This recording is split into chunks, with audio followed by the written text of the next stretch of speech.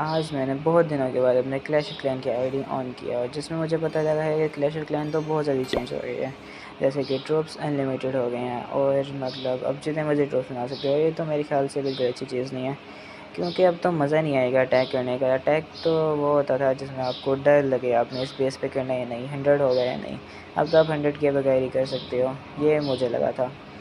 फिर मैंने अटैक किया जो कि बहुत बुरा गया और फिर उसके बाद मुझे पता लगा है कि इन्होंने ट्रॉफीज़ देना भी कम कर दिए हैं। अब तुम खुद ही देखो, इसमें मैंने 80% दिया और 80% से अगर पुरानी क्लैश ऑफ क्लैन की मतलब पुरानी ट्रॉफी से तो 10 आती।